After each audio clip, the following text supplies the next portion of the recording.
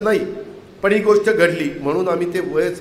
आणि आता अलीकडं राज्यात आम्ही बघतो ना, नेमक्या अल्पवयातली मुलं मुली करतायत, त्याच्यावर ॲक्शन घ्यायला पण पंचायत होती.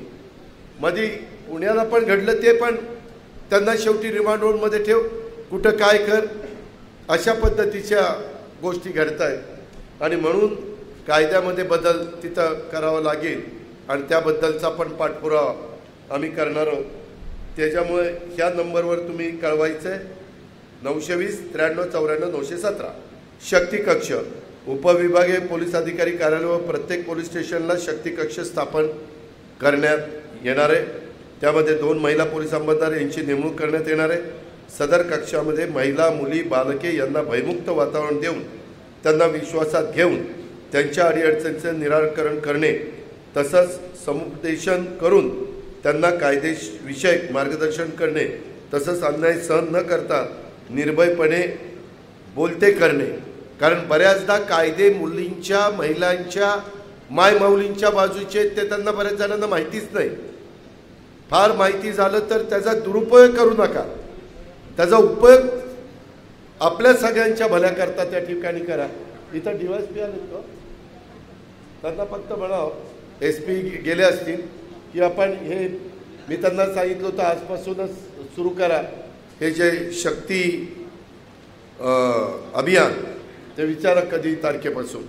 नंतर शक्ती नजर सोशल मीडिया, त्यामध्ये WhatsApp status, Facebook post, Instagram यावर अल्पवयीन, किशोरवयीन मुले आणि मुली अथवा इतर व्यक्ती कधी शस्त्र दाखवतात, कधी बंदूक दाखवतात, कधी गॉगल बिगल घालून काय स्टाईल मारतात, कधी ती स्वतःचा केकच कापताना भलीमोठी तलवार, ते पण बंदी आहे. तलवार, मला तुम्ही तलवार भेट दिली तर ती तलवार उघडून तुम्हाला दाखवणं हाही गुन्हा आहे. मी बघा अलीकडे ती तलवार दाखवतच नाही, अशी अशी करतो आता, ठेवा, तो गुन्हा आहे. मला वरिष्ठ अधिकाऱ्यांनी सांगितलं, दादा हे गुन्हा आहे आणि तुझ्याच्याला दाखवली तर लोक म्हणतात, नाही नाही दादा काढा काढा, दाखवा, तिच्या आयला दाखवा ना, आम्हाला दाखवा पोलीस स्टेशन दे रे. ते अशा पद्धतीनं काही कायदे कडक करण्यात आलेले आहेत.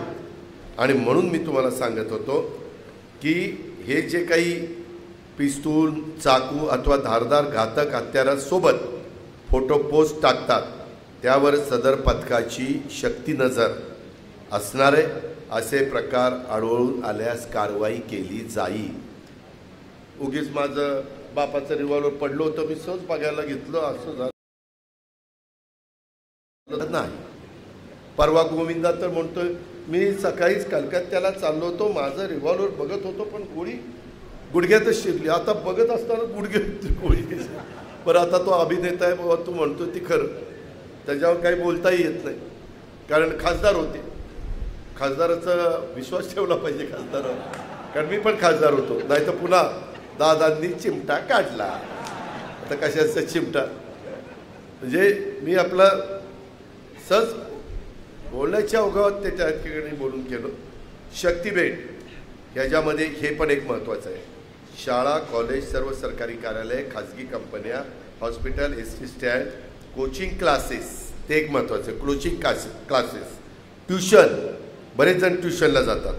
महिला वसतिगृह या ठिकाणी भेटी देऊन तेथील महिला मुलींना महिलांविषयक कायदे, गुड टच, बॅड टच, व्यसनाधीनता,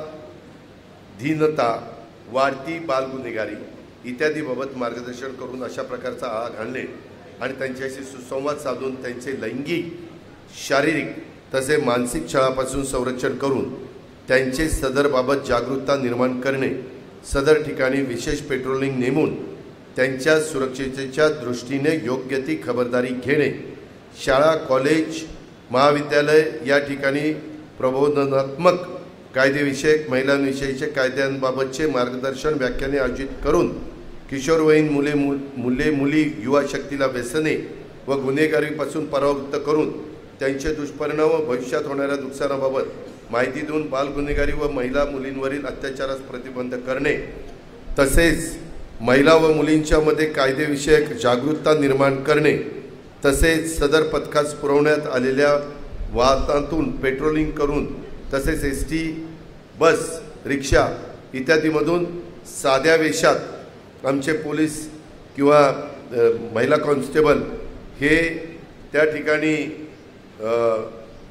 फिरतील आणि त्याच्यातून संवेदनशील ठिकाणी ते जातील आणि पेट्रोलिंग करून सदर ठिकाणी पोलिसांचा वावर वाढून महिला व मुलींवर होणारा अत्याचार आळा घालणे, ग्रामीण भागातील महिलांच्या सुरक्षेच्या दृष्टीने गावातील पोलीस पाटील, सरपंच, बचत गटाच्या महिला यांच्या बैठका घेऊन त्यांना महिलांविषयक कायद्याची माहिती देण्यात, शाळा कॉलेज सुटण्याची वेळी सदर परिसरात टुकार मुलांचा वारंवार